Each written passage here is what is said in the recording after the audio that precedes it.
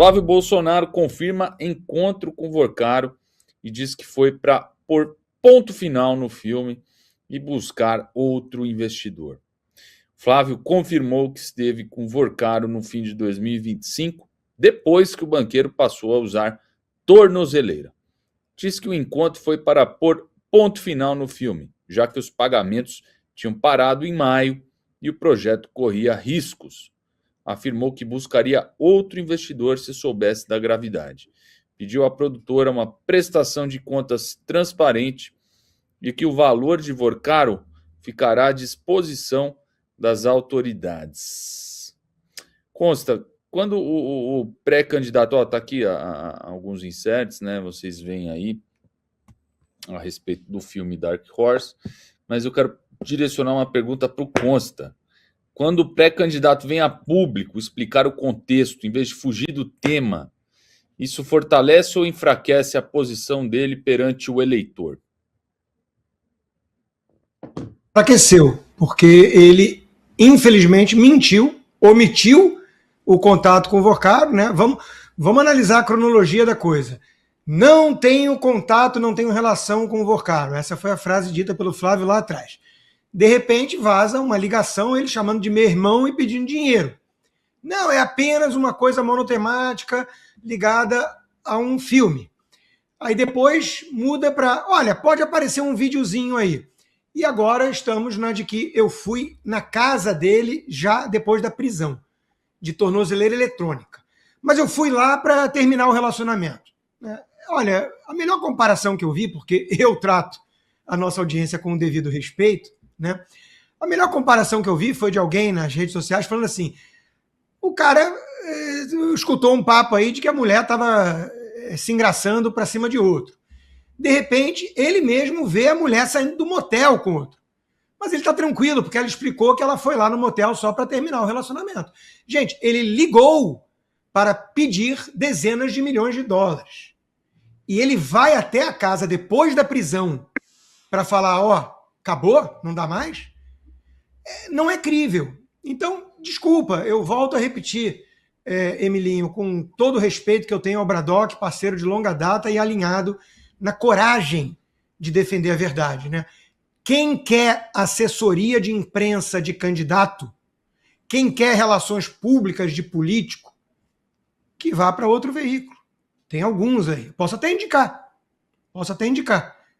Mas não os que eu faço parte. Eu nunca, na minha vida, fui contratado, brifado do que eu tinha que falar para ajudar um determinado político. Nunca na minha vida. Nem no Globo, onde eu fui colunista por 6 anos. Em nenhum lugar que eu passei. Eu passei por muitos. Veja, Isto É, Rede TV, 0 Hora. Eu jamais recebi brief do tipo, você precisa defender o político. Tal. Isso é incompatível com a minha profissão de comentarista independente.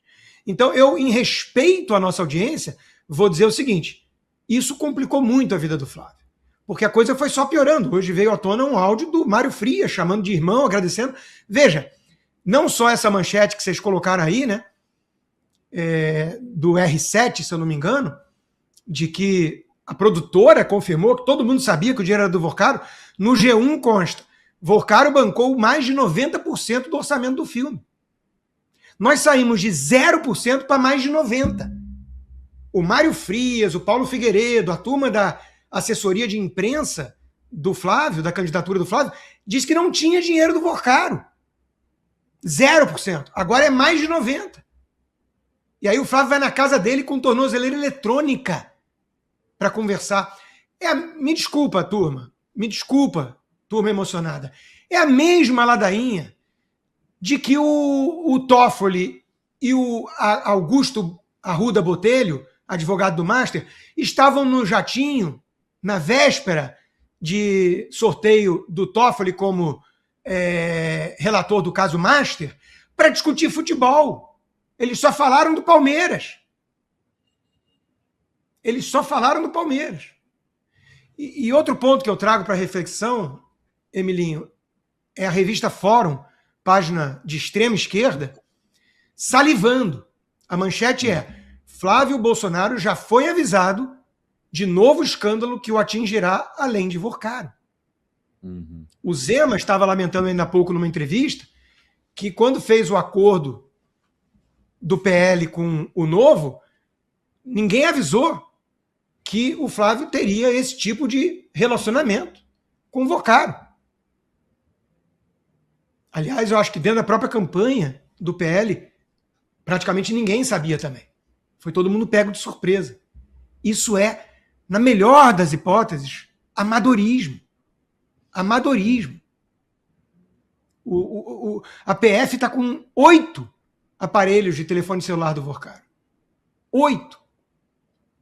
Então, de novo, não adianta atacar o mensageiro. Não adianta. A mensagem é muito ruim. A mensagem mancha a candidatura do Flávio. Eu entendo todos os pontos que o Dácio traz, e ele está coberto de razão, em mostrar o duplo padrão, o que está em jogo, a perversidade do sistema, o jogo bruto. Tudo isso é verdade.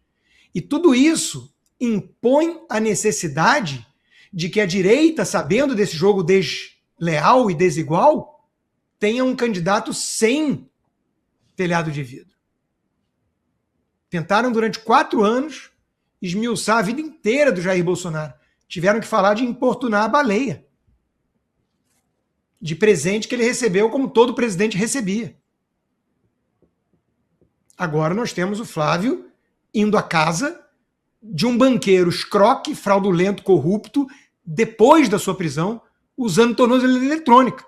O cara que financiou praticamente o filme inteiro, que eles hoje estão divulgando o trailer orgulhosos.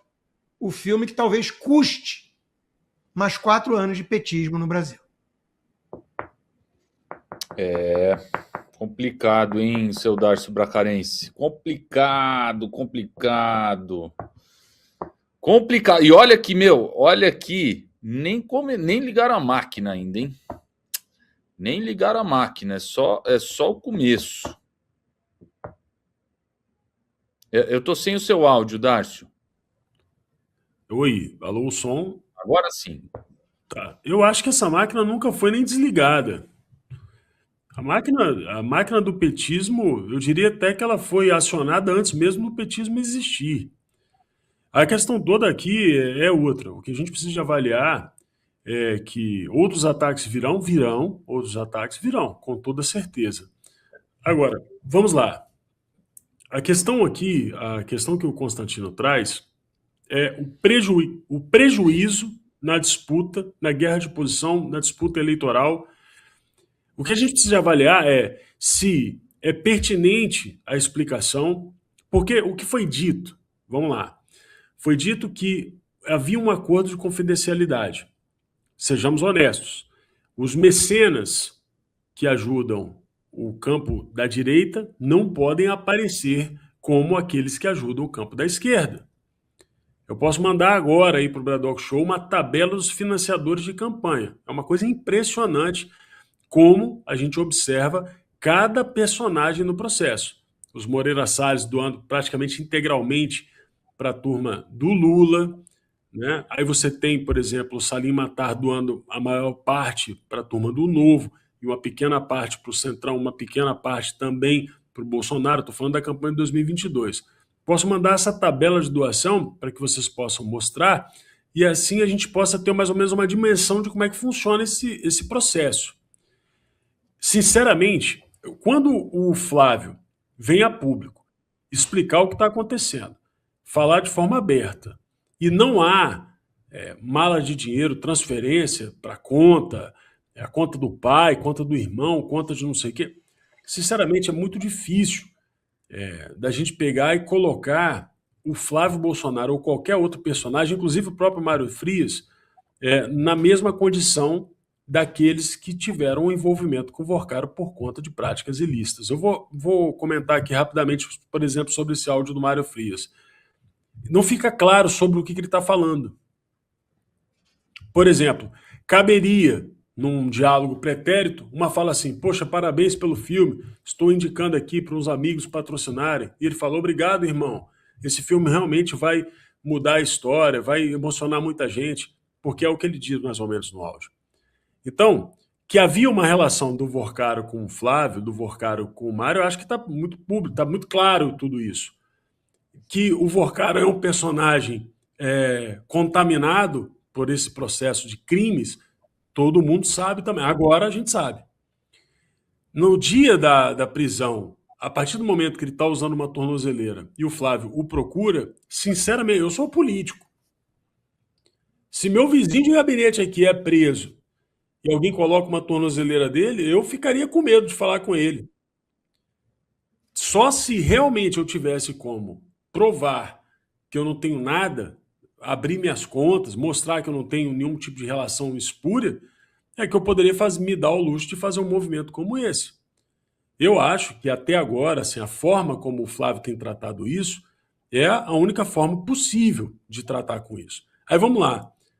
Então, precisamos defender uma figura que seja impoluta e que não possa ser atacada.